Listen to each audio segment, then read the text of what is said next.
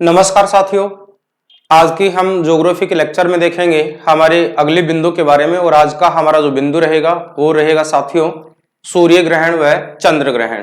काफी इंपॉर्टेंट है, ध्यान से थोड़ा सा इसको समझने का प्रयास करेंगे और यहां से प्रत्येक एग्जाम में प्रश्न पूछे भी जाते हैं।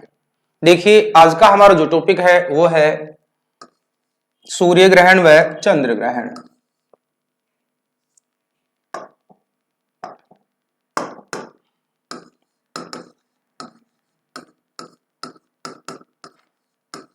सूर्य ग्रहण व चंद्र ग्रहण। अब सबसे पहले तो हम ये देखेंगे ग्रहण होता क्या है। तो ग्रहण की अगर हम चर्चा करें तो ब्रह्मांड में जो सबसे चमकीला एक पिंड है जिसको हम सूर्य कहते हैं, जब सूर्य की जो ऊष्मा है किसी भाग पर छायांकित क्षेत्र को प्रदर्शित करती है उसको ग्रहण कहा जाता है।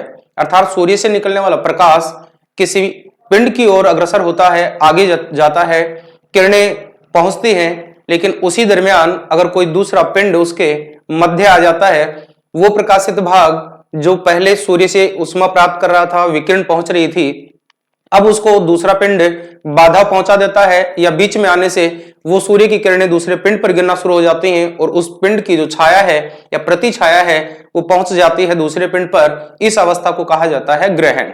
तो साथियों ग्रहण क्या है, तो सबसे पहले हम ग्रहण की चर्चा करें। ग्रहण देखिए ग्रहण की स्थिति में ग्रहण क्या है, जब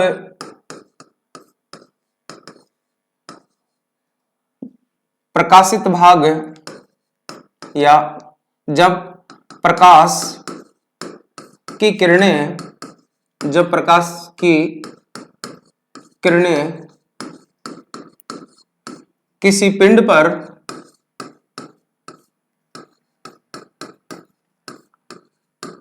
प्राप्त हो रही थी, लेकिन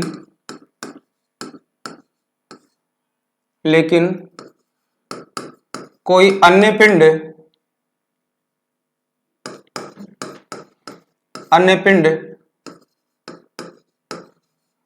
अपनी गति द्वारा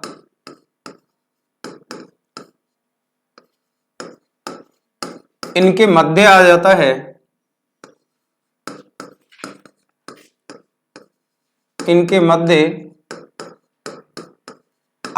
है, तो यह प्रकाश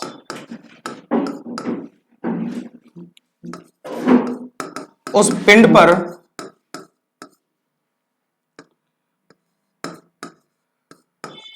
रुक जाता है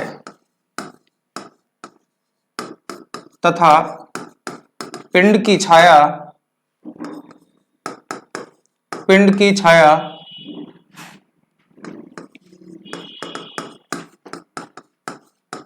दूसरे पिंड पर गिरती है।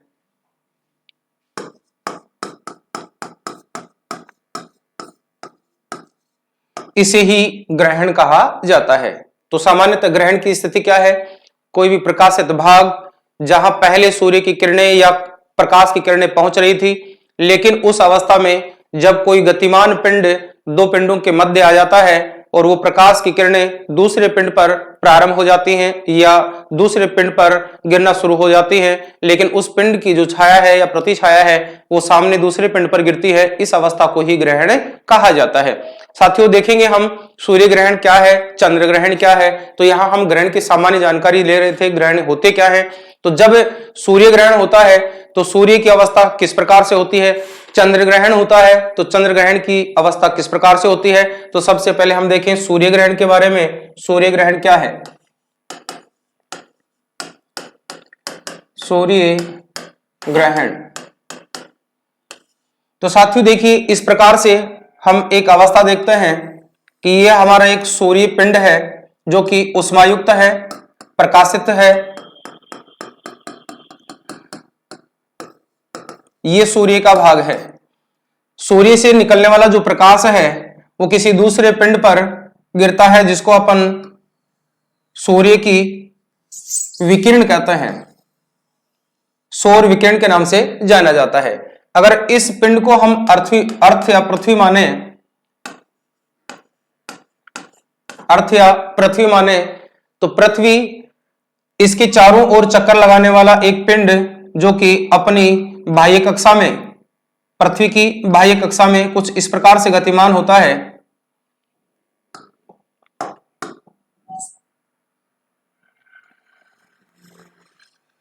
इस प्रकार से गतिमान होता है और गतिमान होते हुए वो चक्कर लगाता हुआ आगे बढ़ता है।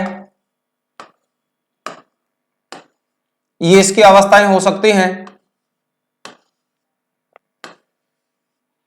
अब यहां से ध्यान देंगे, पृथ्वी के चारों ओर चक्कर लगाने वाले इस पिंड को कहा जाता है मून या चंद्रमा।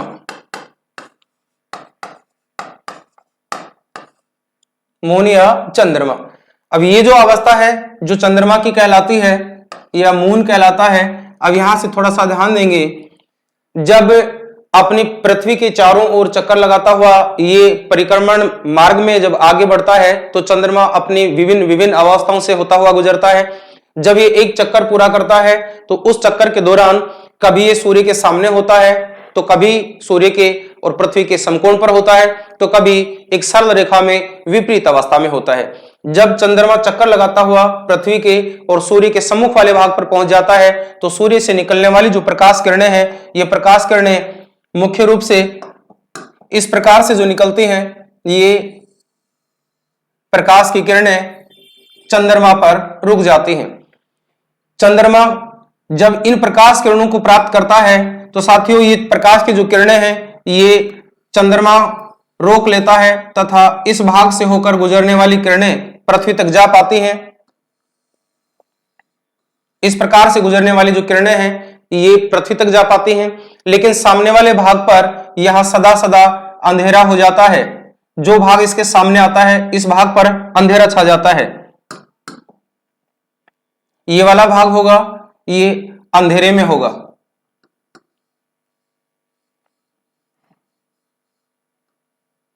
पृथ्वी का यह है भाग जहां चंद्रमा सूर्य के सामने आकर पृथ्वी पर गिरने वाली इन किरणों को रोक लेता है या इन विकिरणों को रोक लेता है। ऐसी अवस्था में जब यह भाग बनता है, इस भाग को छाया कहा जाता है। अब देखिए, छाया की स्थिति और उपछाया की स्थिति देखेंगे, उससे पहले हम देखेंगे कि सूर्य ग्रहण होता क्यों है, किस प्रकार से हो रहा है। जब सूर्य व पृथ्वी के मध्य चंद्रमा आ जाता है, वह सूर्य की विकिरण पृथ्वी तक नहीं जा पाती और चंद्रमा की छाया पृथ्वी पर गिरती है। इस भाग से हमें सूर्य दिखाई नहीं देता, इसी को कहा जाता है सूर्य ग्रहण।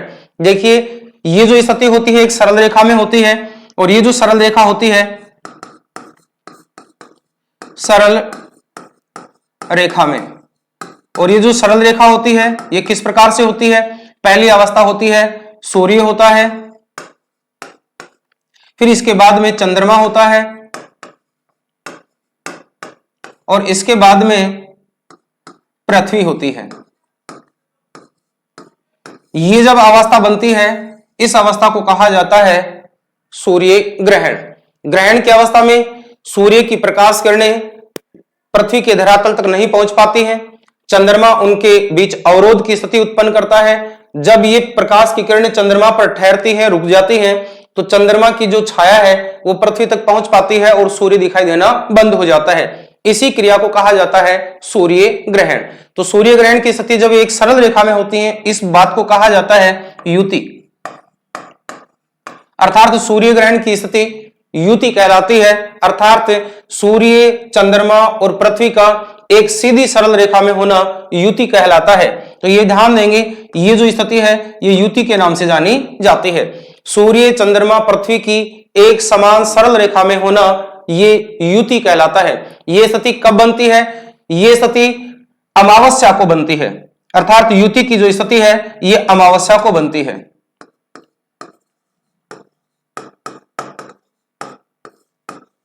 अमावस्या को बनती है। याद रखेंगे, सूर्य ग्रहण सदा अमावस्या को होता है, लेकिन प्रत्येक अमावस्या को नहीं होता। क्यों नहीं होता, इसकी जानकारी भी अभी हम लेंगे। तो जब ये स्थिति बनती है, इस स्थिति में चंद्रमा अमावस्या के दिन पृथ्वी और सूर्य के मध्य होता है, यही स्थिति सूर्य ग्रहण की होती है। अब देखिए इस स्थिति में हम देख रहे थे कि एक भाग चंद्रमा का जो सूर्य के सामने आ रहा है, इस सूर्य के सामने आने वाले इस भाग की जो किरणें हैं ये चंद्रमा रोक लेता है और पृथ्वी पर यहां अंधेरे की अवस्था होती है, लेकिन कुछ भाग है वो सूर्य की किरणों से प्राप्त होता है, यहां तक सूर्य की किरणें पहुंच जाती हैं। लेकिन ध्यान दीजिए यहां जो स्थिति है, यहां कुछ रोशनी की स्थिति होगी, ये कुछ रोशनी की स्थिति होगी, यानी हल्की रोशनी होगी। इस हल्की रोशनी वाले क्षेत्र को कहा जाता है उपछाया। इस क्षेत्र को कहा जाता है छाया क्षेत्र, इसको कहा जाता है उपछाया, उपछाया। ये उपछाया के नाम से जानी जाती है। इस क्षेत्र को कहा जाता है छाया क्षेत्र, छाया क्षेत्र। छाया क्षेत्र को ही कहा जाता है प्रतिछाया, इसको हम छाया क्षेत्र कह सकते हैं, प्रतिछाया कह सकते हैं, या परछाई जिसको अपन बोलते हैं। परछाई प्रतिछाया ही है। छाया का भाग जहां गहरा अंधेरा होता है, अर्थात छाया वाले क्षेत्र में अधिक अंधेरा होता है,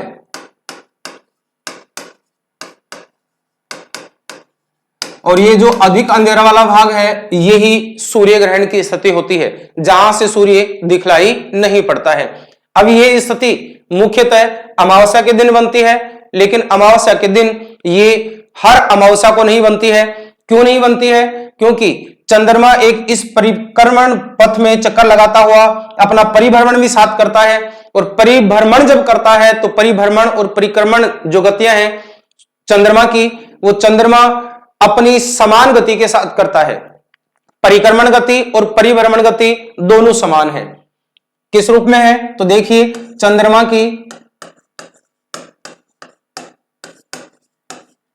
की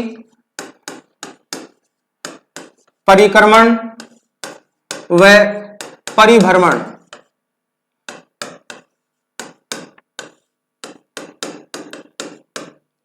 समान है, और ये परिक्रमण और जो भ्रमण गति करता है ये चंद्रमा 27.3 दिन में पूरी करता है।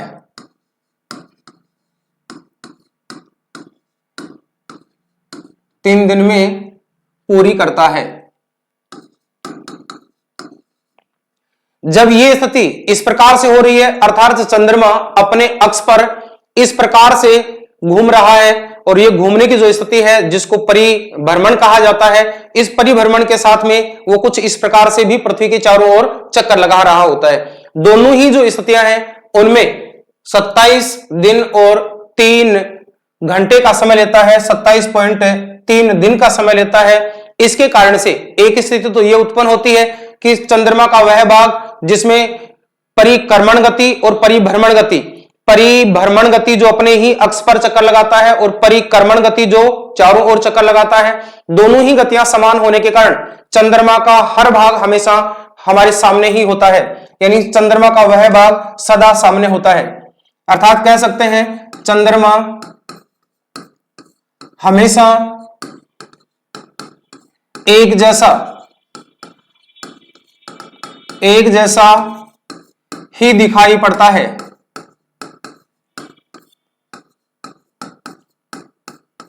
अब वो ग्रहण की स्थिति नहीं है कि आधा दिखाई पड़ता है, पूर्ण दिखाई पड़ता है, लेकिन जो भाग चंद्रमा का हमारे सामने है सदा सदा हमारे सामने ही दिखाई पड़ता है। ग्रहण समाप्त होगा वही भाग हमारे सामने आएगा, ग्रहण की स्थिति होगी वो आच्छादित होगा, अंधेरा होगा, लेकिन जब स्थिति सामने आती है तो वही भाग हमें दिखाई पड़ता है। तो इस गति के कारण से चंद्रमा का एक जो भाग जो हमारे सामने होता है सदा सदा हमें वही भाग दिखाई पड़ता है। दूसरी स्थिति होती है कि इस परिभ्रमण और परिक्रमण जो कक्ष में अपना चक्कर लगाता है उसमें एक झुकाव पाया जाता है। इस झुकाव के कारण से चंद्रमा अपने नियमित मार्ग से जब चलता है तो प्रत्येक अमावस्या को सूर्य के सामने नहीं आ पाता, इसलिए प्रत्येक अमावस्या को सूर्य ग्रहण नहीं होता है। तो चंद्रमा का अपने अक्ष पर 5 डिग्री झुका होना, 5 डिग्री झुका होना, जिसके कारण प्रत्येक अमावस्या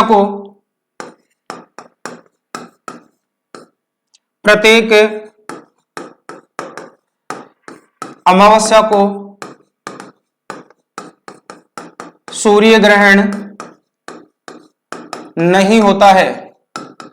क्योंकि अपने जहन में क्वेश्चन आया होगा कि जब ये स्थिति बनती है तो प्रत्येक अमावस्या को ही सूर्य ग्रहण होना चाहिए, लेकिन अपने परिपथ मार्ग में जिस प्रकार से चक्कर लगाता है तो चंद्रमा का अपने अक्ष पर 5 डिग्री झुके होने के कारण से वह भाग प्रत्येक अमावस्या को सूर्य और पृथ्वी के बीच में नहीं आ पाता, इसलिए प्रत्येक अमावस्या को सूर्य ग्रहण नहीं होता। जिस कंडीशन में, जिस परिस्थिति में पृथ्वी के सम्मुख वाले भाग जो कि सूर्य का भाग है, उस सूर्य के सामने वाले भाग पर जब चंद्रमा पहुंच जाता है, सूर्य ग्रहण की उपस्थिति होती है या सूर्य ग्रहण की अवस्था बनती है।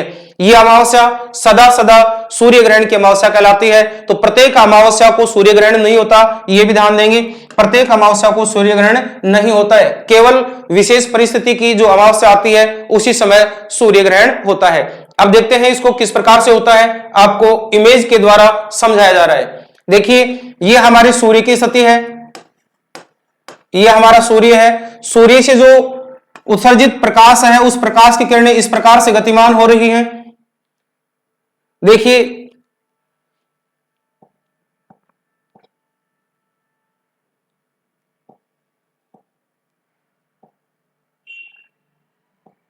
ये देखिए सूर्य ग्रहण की स्थिति में ये सूर्य की स्थिति है, और सूर्य की स्थिति में जब सूर्य से उत्सर्जित प्रकाश है वो कुछ इस प्रकार से विकिरणों के रूप में आगे बढ़ रहा है।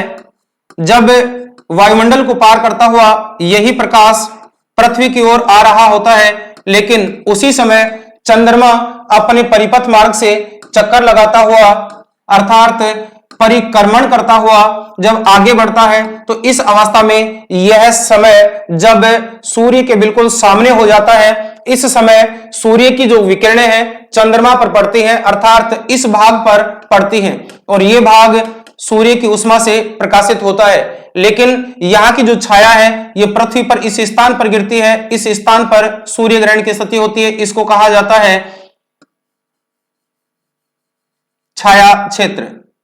हम देख चुके, गहरा अंधेरा वाला जो क्षेत्र होता है वो छाया क्षेत्र के रूप में जाना जाता है, लेकिन इसके पास में जो हल्की रोशनी वाला क्षेत्र होता है इसको कहा जाता है उपछाया क्षेत्र। तो जहां प्रकाश की किरणें जो बिल्कुल से नहीं पहुंच पा रही है, सघन अंधेरा क्षेत्र होता है, इसको सूर्य ग्रहण की अवस्था कहा जाता है। देखिए, जब चंद्रमा अपने परिक्रमण मार्ग से आगे बढ़ता हुआ अपनी सूर्य की स्थिति के बिल्कुल सामने आ जाता है, अर्थात एक सरल रेखा में आ जाते हैं। हम देख चुके हैं सरल रेखा में होते हैं, और ये जो सरल रेखा है इस सरल रेखा को कहा जाता है युति। सरल रेखा को युति के नाम से जाना जाता है। युति की अवस्था में सूर्य, चंद्रमा व पृथ्वी एक सीधी सरल रेखा में बनते हैं, युति कहलाती है। यह अमावस्या को बनती है। युति की अवस्था हमेशा हमेशा अमावस्या को बनती है। अमावस्या जब जो ही यह स्थिति चंद्रमा अपने परिक्रमण मार्ग से आगे गुजर जाता है, यह स्थिति वापस धीरे धीरे प्रकाश की किरणें धरातल तक पहुंचना प्रारंभ हो जाती हैं और सूर्य ग्रहण हटता हुआ नजर आता है। इस प्रकार से चंद्रमा वापस अपने परिक्रमण मार्ग में आगे की ओर चलेगा, सूर्य ग्रहण समाप्त होगा, पृथ्वी प्रकाशित होगी और सूर्य ग्रहण की समाप्ति होगी। इस प्रकार से अपने परिक्रमण मार्ग में चंद्रमा की जो स्थिति होती है सूर्य ग्रहण के लिए उत्तरदायी होती है। अब देखिए, इस स्थिति में जब सूर्य ग्रहण हो रहा था, उस सूर्य ग्रहण की स्थिति में दो प्रकार की स्थितियां बनती हैं। एक बनता है अर्ध सूर्य ग्रहण, एक बनता है पूर्ण सूर्य ग्रहण। तो सूर्य ग्रहण की दो अवस्थाएं हैं, एक है पूर्ण सूर्य ग्रहण,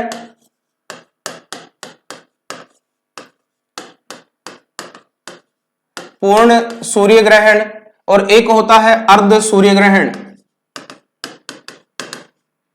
अर्ध सूर्य ग्रहण इसको कहा जाता है आंशिक सूर्य ग्रहण, इसको कहा जाता है पूर्ण सूर्य ग्रहण। अब यहां से ध्यान देंगे, पूर्ण सूर्य ग्रहण की जो अवस्था है इसमें संपूर्ण सूर्य का संपूर्ण भाग पृथ्वी से दिखलाई नहीं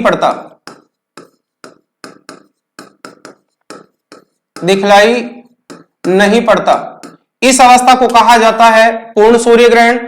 जब सूर्य की अवस्था कुछ पृथ्वी तक दिखाई पड़ती है तथा कुछ भाग दिखाई नहीं पड़ता, इसको कहा जाता है आंशिक सूर्य ग्रहण। तो सूर्य की कुछ कक्षा जो पृथ्वी से दिखलाई नहीं पड़ती, यह कहलाती है आंशिक सूर्य ग्रहण की अवस्था। अब यहां से ध्यान दीजिए, प्रश्न इंपोर्टेंट है। यहां से पूछा जाता है कि जब पूर्ण सूर्य ग्रहण होता है तो एक विशेष परिस्थिति उत्पन्न होती है। इस समय सूर्य का जब अधिकांश भाग जब चंद्रमा के द्वारा ढक दिया जाता है, रोक दिया जाता है, उस समय हमें सूर्य के बाहर एक वलय नजर आती है। उस वलय को कहा जाता है हर्यक वलय या हीरक वलय। जब पूर्ण सूर्य ग्रहण में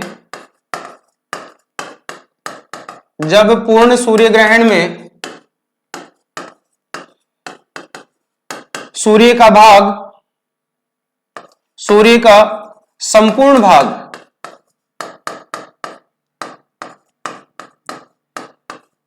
दिखाई नहीं देता,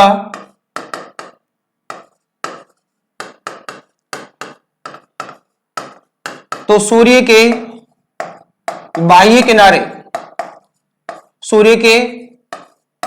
किनारे एक प्रकाशित रोशनी के रूप में या प्रकाशित रिंग या वलय के रूप में दिखते हैं या दिखता है। इस अवस्था को कहा जाता है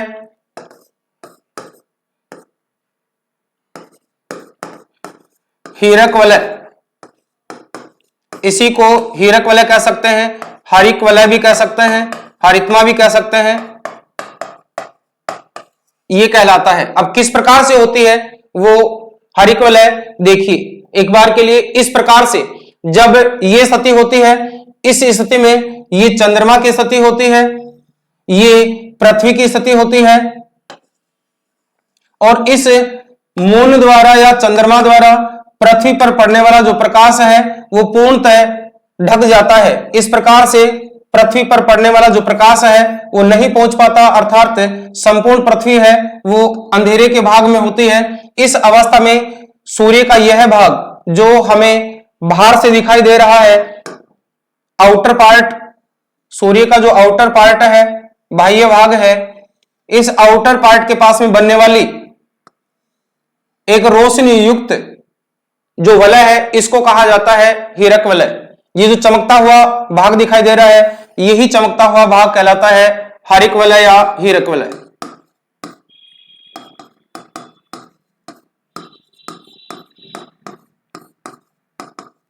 या हरितमा के नाम से भी जाना जाता है। इसको कहा जाता है डायमंड रिंग।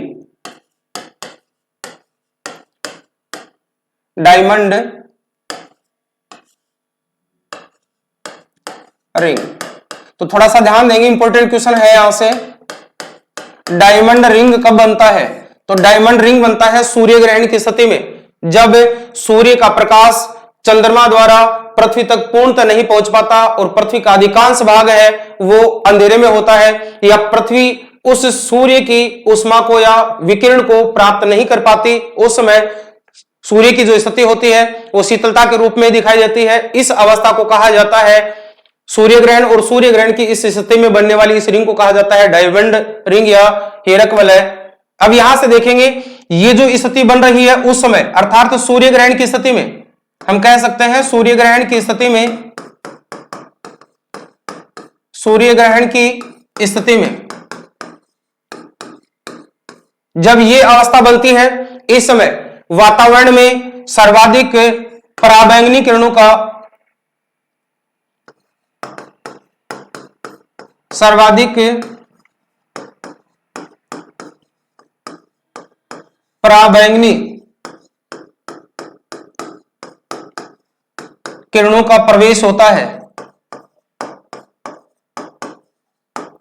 सर्वाधिक पराबैंगनी किरणों का प्रवेश होता है। इसलिए कहा जाता है जब सूर्य ग्रहण की अवस्था होती है तो सूर्य ग्रहण की जो अवस्था होती है उस समय सूर्य को खुली आंखों से या नंगी आंखों से नहीं देखना चाहिए, क्योंकि उस समय जब वातावरण की पराबैंगनी किरणें होती हैं शरीर के ऊपर या आंखों के सामने वाले भाग पर हमें प्राप्त होती हैं तो विनाशकारी होती है, नुकसानदायक होती हैं। इसलिए हमें कभी भी सूर्य ग्रहण की अवस्था में खुली आंखों से उसको नहीं देखना चाहिए। ये अवस्था होती है। अब यहां से आप देखेंगे ये अवस्था हम प्राप्त कर चुके थे कि इसको युति कहा जाता है, लेकिन युति की जो अवस्था होती है उसके साथ ही हम एक तथ्य को और देखेंगे कि जब ये अवस्था बनती है पराबैंगनी किरणों का उत्सर्जन होता है, तो याद रखना साथियों एक इंपॉर्टेंट तथ्य इसके साथ जुड़ा हुआ है कि सूर्य में अगर ग्रहण नहीं हो तब भी पराबैंगनी किरणों का उत्सर्जन तो होता है, लेकिन उस समय पराबैंगनी किरणों का जो उत्सर्जन होता है उसका महत्वपूर्ण जो केंद्र होता है वो भाग होता है सूर्य पर बनने वाले धब्बे।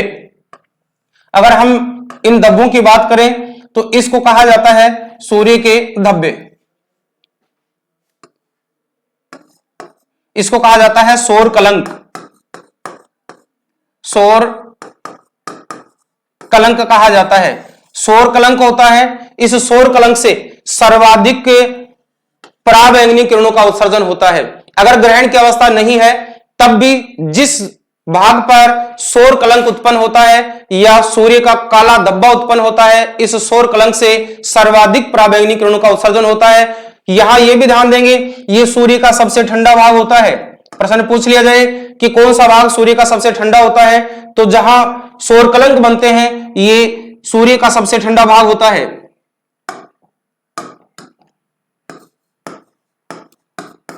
सूर्य का सबसे ठंडा भाग,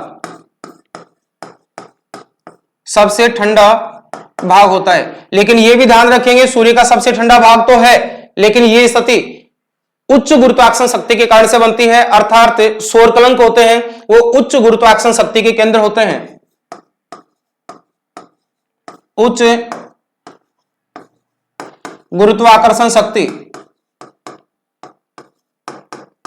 ये इंपॉर्टेंट तथ्य भी जुड़ रहा है आपका ये क्वेश्चन आते ही, तो यहां से ध्यान देंगे पृथ्वी पर जो भी पराबैंगनी किरणें उत्सर्जित होकर के पहुंचती हैं विनाशकारी होते हैं, लेकिन सूर्य से ये पराबैंगनी किरणें निरंतर उत्सर्जित होती रहती हैं। जिस भाग पर जहां सूर्य का जो भाग है और वहां सौर कलंक उत्पन्न होते हैं या सौर धब्बे उत्पन्न होते हैं वो सर्वाधिक पराबैंगनी किरणों का उत्सर्जन करते हैं। ये उच्च गुरुत्वाकर्षण का केंद्र होता है और उच्च गुरुत्वाकर्षण का केंद्र होने के साथ साथ ये सूर्य का सबसे ठंडा भाग भी होता है।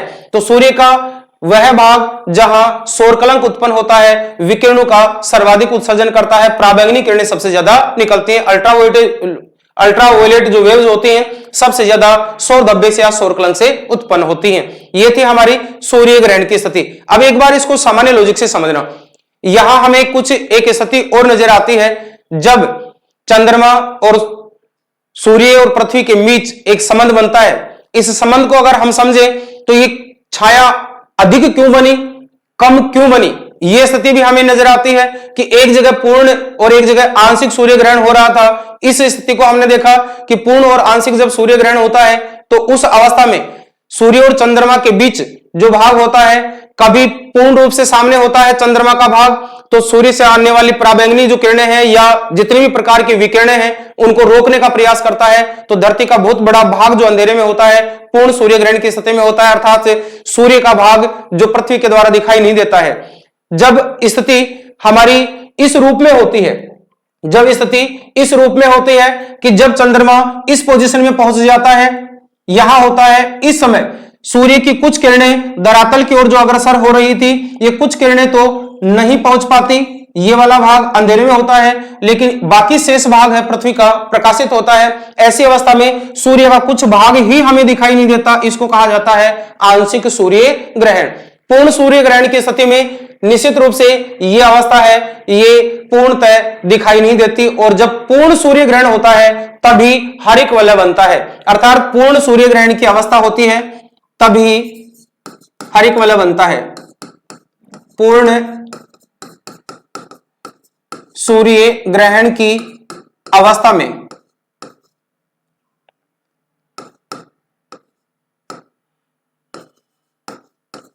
पूर्ण सूर्य ग्रहण की अवस्था में हरिक वलय या हीर्यक वलय बनता है। अब ये जो स्थिति है, ये जो डायमंड रिंग के रूप में दिखाई देती है, ये स्थिति उत्पन्न होती है। समझ चुके होंगे आप, ये वाला जो भाग है ये डायमंड रिंग के रूप में नजर आता है। हीरक वलय या हरियक वलय के रूप में इसे जाना जाता है। ये भाग हमें अंधेरे में होते हुए भी एक प्रकाशित रिंग के रूप में या एक वलय के रूप में नजर आता है, इसको कहा जाता है हरिक वलय। अब देखिए, ये जो स्थिति है ये कुछ समय बाद में बदल जाती है। चंद्रमा अपने परिक्रमण मार्ग में आगे बढ़ता है। एक समय चंद्रमा की स्थिति यहां होती है, उसी समय जब ये और अपने परिपथ मार्ग में आगे बढ़ता है, परिक्रमण करता हुआ आगे जाता है, उस समय ये स्थिति एक समय यहां बनती है, अर्थात विपरीत बनती है। साथियों ध्यान देंगे, ये भी एक सरल रेखा है। हम देख चुके एक सरल रेखा में युति की स्थिति बनती है, अमावस्या को बनती है, सूर्य ग्रहण होता है। इस समय सूर्य, चंद्रमा और पृथ्वी एक सरल रेखा में होते हैं। एक समय सूर्य, पृथ्वी और चंद्रमा एक सरल रेखा में होते हैं। इस समय भी एक घटना घटती है और उस घटना को कहा जाता है चंद्र ग्रहण। अभी हम चर्चा करेंगे चंद्र ग्रहण की। तो देखिए, चंद्र ग्रहण की अवस्था पर चलते हैं। चंद्र ग्रहण क्या है, तो देखिए चंद्र ग्रहण की जो अवस्था है वो किस प्रकार से देख पाएंगे, एक आप इमेज के माध्यम से देख रहे हैं। देखिए, ये सूर्य की स्थिति होती है, ये सूर्य का भाग है, और इस सूर्य के भाग से निकलने वाली प्रकाशित जो किरणें हैं वो कुछ इस प्रकार से निकल रही हैं। इस प्रकार से निकलने वाली किरणें पूर्णतः पृथ्वी पर आकर रुक जाती हैं, या पृथ्वी इनको चंद्रमा तक जाने से रोक देती है। इस प्रकार से निकली जो किरणें हैं जो चंद्रमा की ओर नहीं पहुंच पाती है, तो ऐसी स्थिति में मान लीजिए हम ये पार्ट देखें, पृथ्वी का आधा भाग, अर्थात सपोज कीजिए कि आपके सामने वाला भाग यानी कैमरे वाला जो भाग है वो एक रोशनी वाला भाग है, और ये भाग है ये चंद्रमा के रूप में और पृथ्वी के रूप में तीन पार्ट हैं। आपका कैमरे वाला भाग सूर्य है, मध्यवर्ती भाग है पृथ्वी कहें, और इसके विपरीत भाग को कहें चंद्रमा। तो जो ही चंद्रमा अपने परिपथ मार्ग से चक्कर लगाता हुआ एक समय यहां पहुंचता है, यह स्थिति हमेशा हमेशा कहलाती है सूर्य ग्रहण। अर्थात सामने वाला भाग सूर्य के सामने आ जाता है, चंद्रमा वाला भाग तो विपरीत भाग पर छाया होती है, इसको कहा जाता है सूर्य ग्रहण। जब ये अपने परिपथ मार्ग से जब आगे बढ़ता है, आगे बढ़ती हुई अवस्था में जब विपरीत अवस्था में आ जाता है, तो इस अवस्था में पृथ्वी मध्य में होती है, चंद्रमा विपरीत होता है और सूर्य विपरीत होता है। अर्थात सूर्य, पृथ्वी और चंद्रमा इस अवस्था में आ जाते हैं, तो सूर्य का जो प्रकाश है वो पृथ्वी के इस भाग पर आकर के ठहर जाता है और इस भाग पर अंधेरा होता है। तो आप सपोज कीजिए कि बोर्ड की तरफ या इस जो हमारा पैनल है, इस पैनल की तरफ मैं अगर इस प्रकार से हाथ करूं तो इसकी परछाया यहां बनती है। मान लीजिए आपका प्रकाश है वो इधर से आ रहा है, पृथ्वी के द्वारा इसको रोक लिया गया है, चंद्रमा की स्थिति ये बनती है, तो चंद्रमा पर अंधेरा हो जाता है। तो ये पृथ्वी की जो छाया है चंद्रमा पर गिरती है, और चंद्रमा पर जो छाया गिर रही है यही चंद्र ग्रहण कहलाता है। ये सदा हमेशा हमेशा पूर्णिमा को होता है, पूर्णिमा को होता है। अब थोड़ा सा इस प्रकार से देख सकते हैं, एक सिंपल सा एग्जांपल हम ले कि ये हमारा चंद्रमा का भाग है, और चंद्रमा का भाग एक हमारा सामने जहां से लाइट आ रही है कैमरा है, ये मान लीजिए सूर्य है, और मान लीजिए कि मेरा ये वाला भाग या चेहरे वाला भाग है ये पृथ्वी के रूप में है। अगर चंद्रमा अपनी परिक्रमण मार्ग से इस प्रकार से अगर गुजर रहा है, तो एक भाग एक समय होता है वो सामने आ जाता है पृथ्वी के। इस समय जो बनती है स्थिति ये बनती है सूर्य ग्रहण की।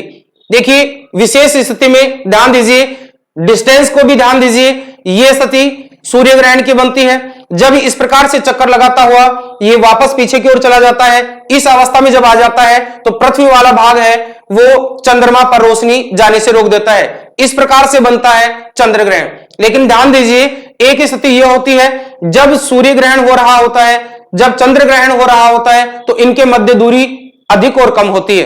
एक समय बिल्कुल हमारे पास से गुजरता है, उस समय मान लीजिए हम पूर्ण सूर्य ग्रहण की बात कर रहे थे, जब यह दूरी अधिक थी उस समय कुछ आंशिक भाग था सूर्य का हमें दिखाई दे रहा था, लेकिन कुछ भाग था वो दिखाई नहीं दे रहा था। जब यही स्थिति पास में से हो, ये पृथ्वी की स्थिति हो, चंद्रमा की स्थिति हो और ये सूर्य की स्थिति हो, जब ये बिल्कुल पास में से गुजरेगा अर्थात इस प्रकार से गुजरेगा, तो बिल्कुल अगर आंख के पास में से कोई चीज गुजर रही है, इस समय यहां अगर सूर्य की किरणें पड़ रही हैं तो सूर्य की किरणें पीछे वाले भाग तक बिल्कुल अंधेरा कर देंगी और अधिकांश भाग छायांकित क्षेत्र होगा, इसलिए इस भाग को कहा जाता है पूर्ण सूर्य ग्रहण। तो जब चंद्रमा और पृथ्वी के मध्य निकटतम दूरी और अधिकतम दूरी बने तब भी यह स्थिति विशेष बनती है और उस स्थिति को कहा जाता है अपभू और उपभू, जिसकी भी हम चर्चा करेंगे। उपभू क्या होता है, अपभू क्या होता है, पहले हम चंद्र ग्रहण की चर्चा करते हैं। यह समझ में आया होगा, निश्चित रूप से एक सिंपल एग्जांपल के द्वारा बताया है, आप प्रैक्टिस करके देख सकते हैं या प्रैक्टिकल में भी इसको देख सकते हैं। एक बल्ब के सामने एक बुक को ले लीजिए, दूसरी तरफ पेन को ले लीजिए, तो बुक और पेन में देखिए, जब बुक सामने होगी पेन पर पड़ने वाली छाया पूर्णतः ढक देगी, लेकिन पेन जब बुक के सामने आता है तो कुछ भाग को ढक पाएगा, कुछ छाया पड़ेगी, लेकिन बुक का अधिकांश भाग है वो निश्चित रूप से दिखता रहेगा। लेकिन यही स्थिति अगर हम सूर्य या उस प्रकाश के स्रोत की तरफ ले जाएं तो छाया का क्षेत्र बढ़ता चला जाता है और पुस्तक का अधिकांश भाग है वो छाया में आ जाता है। इस प्रकार की क्रिया पूर्ण और आंशिक बनती है। अब देखिए चंद्र ग्रहण की स्थिति, तो चंद्र ग्रहण की स्थिति में एक स्थिति में होती है सूर्य की, मध्य में होती है पृथ्वी और विपरीत स्थिति में होता है चंद्रमा, अर्थात तीनों एक सरल रेखा में होते हैं। और ये सरल रेखा किस प्रकार से होती है, ये सरल रेखा होती है सूर्य, पृथ्वी और चंद्रमा इस अवस्था में होते हैं। इस अवस्था में चंद्र ग्रहण बनता है, अर्थात तो सूर्य से उत्सर्जित प्रकाश है वो पृथ्वी रोक लेती है तथा विपरीत भाग पे छाया बनती है। ये देखिए इस प्रकार के क्षेत्र को कहा जाता है छाया क्षेत्र। लेकिन यहां से निकलने वाले प्रकाश के दौरान ये जो क्षेत्र बनता है इस क्षेत्र को कहा जाता है उपछाया क्षेत्र। जहां हल्की रोशनी प्राप्त होती है इसको कहा जाता है उपछाया क्षेत्र। इस समय पृथ्वी से चंद्रमा छोटा होने के कारण पूर्णतः ढक जाता है और इस पूर्णतः ढके हुए क्षेत्र को कहा जाता है पूर्ण चंद्र ग्रहण। जब कुछ स्थिति वापस ही अपने परिपथ मार्ग में इस प्रकार से चक्कर लगाता हुआ आगे चलता है और इस परिपथ मार्ग में चक्कर लगाता हुआ जब आगे चलता है तो अपनी कला को बदल देता है या अपनी स्थिति को बदल देता है। किस प्रकार से बदल देता है, ध्यान दीजिए। इस प्रकार से थोड़ा सा जो ही आगे जाएगा कुछ भाग इसका दिखना प्रारंभ हो जाता है, अर्थात पृथ्वी की जो रोकी गई किरणें थी वो कुछ आगे निकलने के कारण से इस पर पड़ना प्रारंभ हो जाती हैं। अर्थात अगर ये हम मून की स्थिति यहां देखें तो कुछ भाग यहां चंद्रमा युक्त प्रकाश युक्त किरणों में आ जाता है। इस अवस्था को कहा जाता है आंशिक या अर्ध चंद्र ग्रहण। जब स्थिति यहां होती है इसको कहा जाता है पूर्ण ग्रहण, पूर्ण चंद्र ग्रहण। पूर्ण चंद्र ग्रहण की स्थिति होती है, इसको कहा जाता है अर्ध चंद्र ग्रहण। अर्ध चंद्र ग्रहण। तो जब अपने परिपथ मार्ग से आता है तो इस परिपथ मार्ग के बारे में भी याद रखेंगे। पृथ्वी का और चंद्रमा का दोनों का परिपथ मार्ग होता है वो दीर्घवृत्ताकार होता है। यहां से काफी इंपॉर्टेंट क्वेश्चन अपना बन जाता है कि किस मार्ग में चक्कर लगाते हुए आगे बढ़ते हैं, तो ये जो दोनों का मार्ग है ये दोनों का मार्ग दीर्घवृत्ताकार माना जाता है। दीर्घवृत्ताकार, दीर्घवृत्ताकार मार्ग में परिक्रमण करते हैं। और कौन करते हैं, तो दोनों ही अवस्था होगी, पृथ्वी की भी होगी और चंद्रमा की भी होगी, दोनों स्थिति। अर्थात पृथ्वी अपने दीर्घवृत्ताकार मार्ग में इस प्रकार से आगे बढ़ती है, पृथ्वी अपने इस मार्ग से आगे बढ़ती हुई सूर्य का चक्कर लगाती है इस प्रकार से, और इसी प्रकार से चंद्रमा अपने दीर्घ परिपथ मार्ग में चक्कर लगाता है।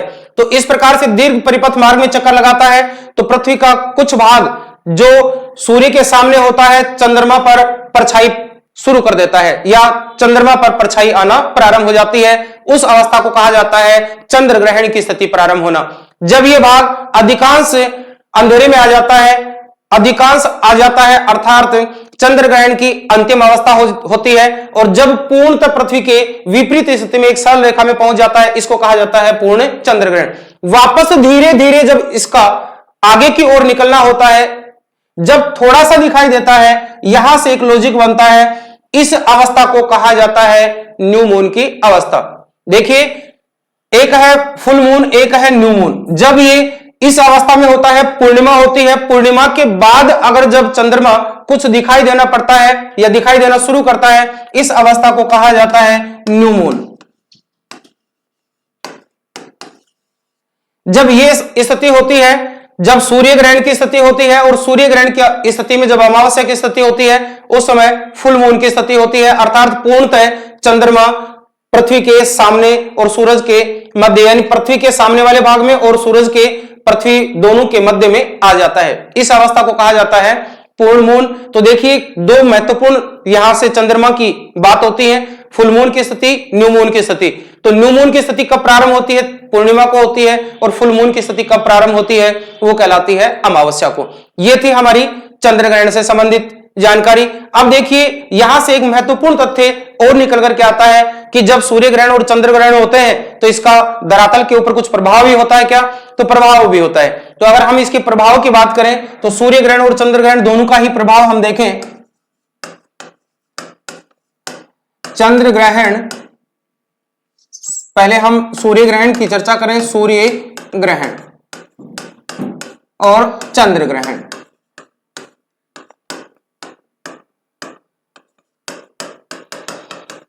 जब दोनों स्थितियां होती हैं तो धरातल पर इनकी जो स्थिति बन रही है, सूर्य ग्रहण की स्थिति ये बनती थी युति के रूप में, लेकिन जब ये स्थिति हमारी बन रही है, देखिए ये स्थिति पूर्णिमा को बनती है, एक सीधी सरल रेखा में होते हैं सूर्य, पृथ्वी, चंद्रमा। इस स्थिति को भी विशेष नाम से जाना जाता है, और इस स्थिति को जो विशेष नाम से जाना जाता है, इस अवस्था को कहा जाता है वियुति।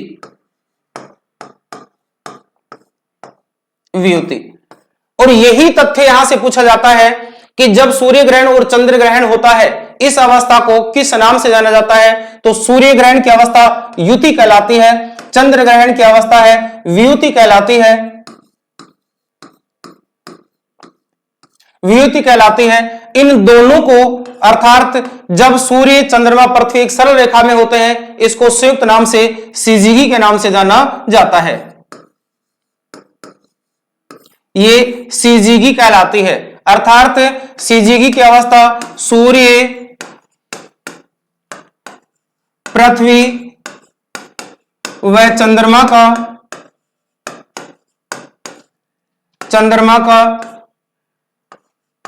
एक सरल रेखा में होना सीजीगी के नाम से जाना जाता है। अर्थात देखिए, दो सरल रेखाएं बन रही थी। इस अवस्था में जो युति की स्थिति थी वो सरल रेखा के रूप में किस प्रकार से बन रही थी? सूर्य ग्रहण जब हो रहा था तो पहली स्थिति थी सूर्य की, सूर्य के बाद में यह स्थिति आई चंद्रमा की, मून की, और इसके बाद में जो स्थिति बनी वो बनी अर्थ की। ये भी एक सरल रेखा थी, सूर्य, चंद्रमा और पृथ्वी। इस अवस्था में सन, मून और अर्थ ये एक सीधी सरल रेखा में होते हैं, और इस सरल रेखा को कहा जाता है युति। जब ये स्थिति चंद्र ग्रहण की होती है तो चंद्र ग्रहण में एक स्थिति में होता है सूर्य, सन की स्थिति होती है, एक स्थिति होती है पृथ्वी की, और एक स्थिति होती है चंद्रमा की। इस स्थिति को कहा जाता है वियुति। तो ये सन, अर्थ और मून यानी सेम की स्थिति होती है, वो वियुति होती है। दोनों एक सरल रेखा में है, संयुक्त नाम से युति और वियुति को सीजीगी कहा जाता है, अर्थात जब सूर्य, पृथ्वी, चंद्रमा किसी भी एक अवस्था में सीधी सरल रेखा में होते हैं, किस नाम से जाना जाता है? वियुति के नाम से जाना जाता है। तो ये काफी इंपॉर्टेंट क्वेश्चन है आपका, सीजीगी किसे कहा जाता है? जब सूर्य, चंद्रमा, पृथ्वी या जब सूर्य, पृथ्वी, चंद्रमा एक सीधी सरल रेखा में होते हैं, इस स्थिति को सीजीगी के नाम से जाना जाता है। अब देखिए, यहां धरातल पर इसका एक विशेष प्रभाव भी होता है और उस विशेष प्रभाव के साथ यहां हम सीजीगी की बात कर रहे हैं तो चंद्रमा की कुछ विशेष स्थिति को भी देख लेते हैं। विशेष स्थिति में हम देखें तो हमने बात की कि चंद्रमा जब अपनी परिक्रमण मार्ग से चक्कर लगाता हुआ आगे बढ़ता है तो यह स्थिति सामान्यतः क्या स्थितियां उत्पन्न करती है? यह स्थिति पहली अवस्था जब उत्पन्न करती है तो वो करती है चंद्रमा, सूर्य और पृथ्वी के मध्य जब एक सरल रेखा बनती है तो गुरुत्वाकर्षण बल का प्रभाव बनता है। तो इस गुरुत्वाकर्षण बल के कारण से ज्वार भाटा उत्पन्न होते हैं। तो जब एक सीधी सरल रेखा बनती है, और इस स्थिति में कौन सी सरल रेखा बनती है? सूर्य की, चंद्रमा की और अर्थ की। इस समय दीर्घ ज्वार उत्पन्न होते हैं। इस समय दीर्घ ज्वार उत्पन्न होता है। दीर्घ ज्वार उत्पन्न होता है। बिल्कुल दीर्घ ज्वार उत्पन्न होगा। किस प्रकार से होगा? तीनों की संयुक्त गुरुत्वाकर्षण बल लगेगा।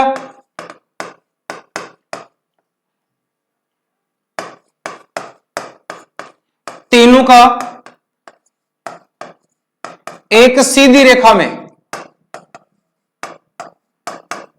होने से सूर्य, चंद्रमा का संयुक्त गुरुत्वाकर्षण बल, संयुक्त गुरुत्वाकर्षण बल, यह संयुक्त गुरुत्वाकर्षण बल ये उत्पन्न करता है दीर्घ ज्वार को। अर्थात जब इस अवस्था में होते हैं तो सूर्य का, चंद्रमा का, दोनों का गुरुत्वाकर्षण बल पृथ्वी के ऊपर कार्य करता है और इस अवस्था में यहां ज्वार भाटा की स्थिति उत्पन्न हो जाती है। अर्थात समुद्र का जलीय भाग है वो इस प्रकार से उठ जाता है और एक विपरीत भाग में ज्वार उत्पन्न होता है। यह दीर्घ ज्वार कहलाता है। यह दीर्घ ज्वार जो उत्पन्न हो रहा है, दोनों स्थितियों को देखेंगे, यह दीर्घ ज्वार है। यह दीर्घ ज्वार उत्पन्न होता है, यह गुरुत्वाकर्षण बल के कारण से होता है।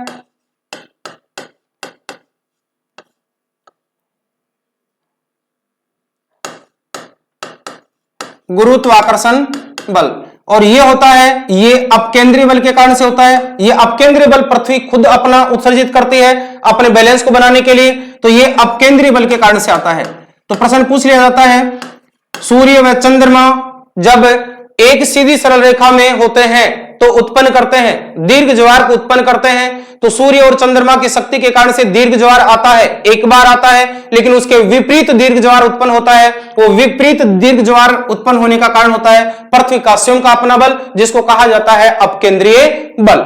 अब यहां से हमारा महत्वपूर्ण क्वेश्चन यह बन रहा था कि जब सूर्य ग्रहण और चंद्र ग्रहण होते हैं तो क्या उत्पन्न करते हैं? धरातल के ऊपर ज्वार उत्पन्न करते हैं। वो ज्वार दोनों ही अवस्था में, जब इस अवस्था में भी होता है सूर्य, अर्थ और मून, इस अवस्था में होता है तो चंद्रमा पृथ्वी के निकट है, इसलिए गुरुत्वाकर्षण बल का जो प्रभाव है वो इस क्षेत्र में अधिक लगता है, और इस क्षेत्र में अधिक लगता है तो यह तरंगे हैं, ये दीर्घ बनती हैं, और इस अवस्था को भी कहा जाता है दीर्घ ज्वार। तो साथियों आपने देखा होगा दीर्घ ज्वार कब आते हैं? दीर्घ ज्वार अमावस्या व पूर्णिमा को आते हैं, लेकिन आपने पढ़ा होगा सप्तमी और अष्टमी को आने वाला ज्वार किस प्रकार का होता है? लघु ज्वार की स्थिति होती है। तो जब हमने देखा था कि चंद्रमा अपने परिपथ मार्ग से आगे निकल जाता है और जब स्थिति समकोण पर बन जाती है, सूर्य, पृथ्वी, चंद्रमा समकोण पर होते हैं, उस समय लघु ज्वार उत्पन्न होता है। तो हम केवल ज्वार भाटा के साथ केवल इतनी ही चर्चा करेंगे जो हमारे ग्रहण के साथ जुड़ी हुई है। सूर्य ग्रहण और चंद्र ग्रहण की स्थिति में दीर्घ ज्वार उत्पन्न होते हैं। दीर्घ ज्वार अमावस्या व पूर्णिमा को आते हैं। प्रत्येक पूर्णिमा व अमावस्या को दीर्घ ज्वार तो आता है, लेकिन प्रत्येक पूर्णिमा व अमावस्या को चंद्र ग्रहण व सूर्य ग्रहण नहीं होता है। ये जानकारी आपके सामने ज्वार भाटा से संबंधित और चंद्र ग्रहण सूर्य ग्रहण से संबंधित थी। अब आगे हम कुछ विशेष तथ्यों की ओर चर्चा करते हैं और विशेष तथ्यों में भी आपके क्वेश्चन बन जाते हैं। विशेष तथ्य। और ये जो विशेष तथ्य है ध्यान देंगे, एक स्थिति बनती है, ये हमारी पृथ्वी की स्थिति है, यह हमारी पृथ्वी की स्थिति है, और इस पृथ्वी की स्थिति में इस प्रकार से एक दीर्घवृत्ताकार मार्ग से चंद्रमा पृथ्वी की परिक्रमा कर रहा है, इस प्रकार से परिक्रमा कर रहा है। इस परिक्रमा पथ में जब ये आगे बढ़ता है तो एक स्थिति में चंद्रमा नजदीक पहुंच जाता है, एक स्थिति में चंद्रमा पृथ्वी से अधिकतम दूरी पर होता है। इसके भी कुछ विशेष नाम हैं, तो याद रखिए जब चंद्रमा और पृथ्वी के मध्य निकटतम दूरी होती है, अर्थात ये दूरी बनती है, इस दूरी को कहा जाता है चंद्रमा की निकटतम दूरी, तो इसका नाम है उपभू। और जब अधिकतम दूरी पर होता है चंद्रमा व पृथ्वी, इसको कहा जाता है अपभू।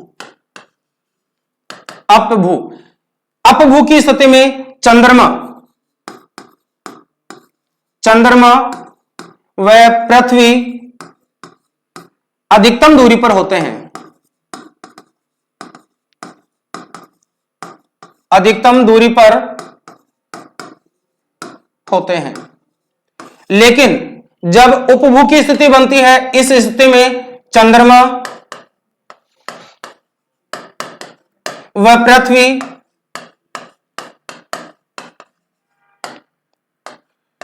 निकटतम स्थिति में होते हैं। अब देखिए यहां से कुछ इंपॉर्टेंट तथ्य है, जब चंद्रमा पृथ्वी निकट होंगे और जब पृथ्वी चंद्रमा अधिक दूर होंगे तो कुछ विशेष बातें हमारे सामने निकल करके आती हैं कि जब यह भाग जब पृथ्वी के निकट चंद्रमा आ जाता है तो निश्चित रूप से चंद्रमा का कुछ आकार है वो हमें बड़ा नजर आता है। तो याद रखना उपभू की स्थिति जब बनती है, इस स्थिति में चंद्रमा कुछ बड़ा दिखाई देता है, तो उपभू की स्थिति में चंद्रमा जितना बड़ा होता है या जितना अपने सामान्य स्थिति में दिखता है उससे 14% बड़ा दिखाई देता है। चंद्रमा 14% बड़ा दिखाई देता है।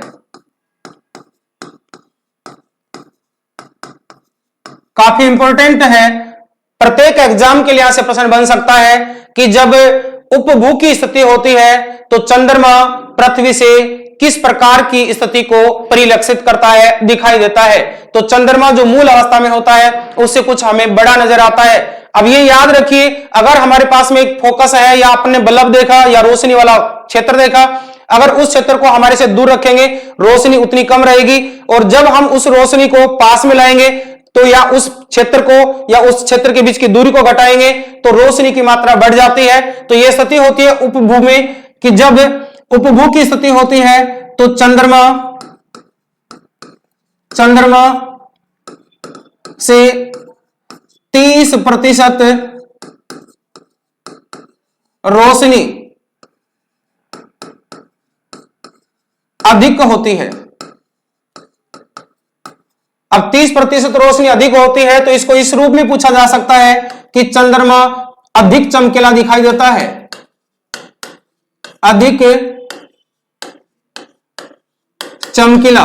अब यहां से इंपॉर्टेंट क्वेश्चन है, जब उपभू की स्थिति होती है तो चंद्रमा ज्यादा चमकीला दिखाई देता है, अर्थात जितनी रोशनी होती है उस रोशनी में 30% की ग्रोथ हो जाती है। जब उपभू की स्थिति होती है तो चंद्रमा की मूल जो आकार या अवस्था होती है उससे हमें 14% बड़ा दिखाई देता है। तो चंद्रमा के साथ और पृथ्वी के साथ ये कुछ लॉजिक भी जुड़े हुए हैं। साथियों, इस प्रकार से हमारे चंद्र ग्रहण और सूर्य ग्रहण पर लगभग जो हमारी जानकारी थी वो कंप्लीट होती है। मैं अपेक्षा रखता हूं कि निश्चित रूप से आपको ये दी गई विस्तार से जानकारी समझ में आई होंगी।